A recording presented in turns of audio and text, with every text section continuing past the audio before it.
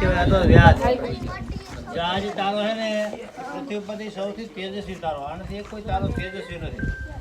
દેખાય છે ને ગુરુ ને શુક્ર એ ગ્રહ સૌથી તેજસ્વી ગ્રહ શુક્ર.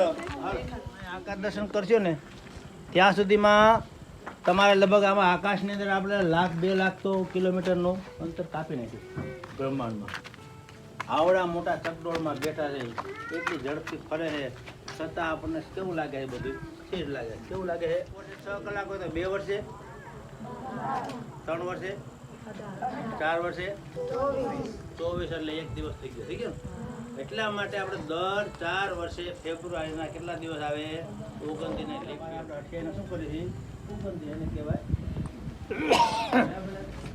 પછી ધરીભ્રમણથી દિવસ રાત થાય, પરિભ્રમણથી ફરે એને ધરીભ્રમણ કહેવાય. જેનાથી દિવસ રાત થાય. તેમની ઝડપ છે 1 કલાકે 1600 કિલોમીટર. કેટલી? 1600 કિલોમીટર.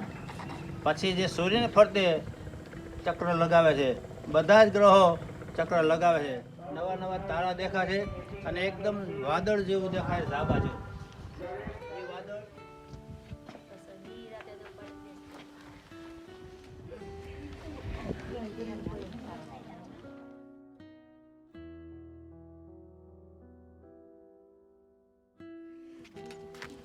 દેખાય છે એમ તારા જેવું દેખાય છે કઈ?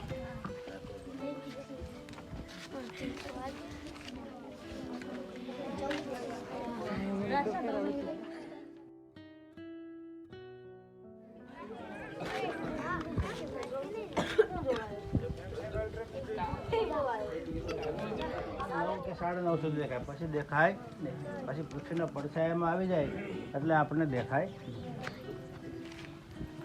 ઝડપથી ચાલ્યું જાય છે હાઈ છે એટલે વાત કરતો હતો કે વિજ્ઞાન વિષય છે ને એ આ શોખનો વિષય છે, જાણવાનો વિષય છે, માણવાનો વિષય છે. આ બી તમારામાં અત્યારથી જો રોપાશે ને, કોઈ કલ્પના ચાવલા બનવાનું કોલેજમાં ન વિચાર્યું હોય, એ નાનપણથી જ એનામાં આવો કંઈક ગુણ આવું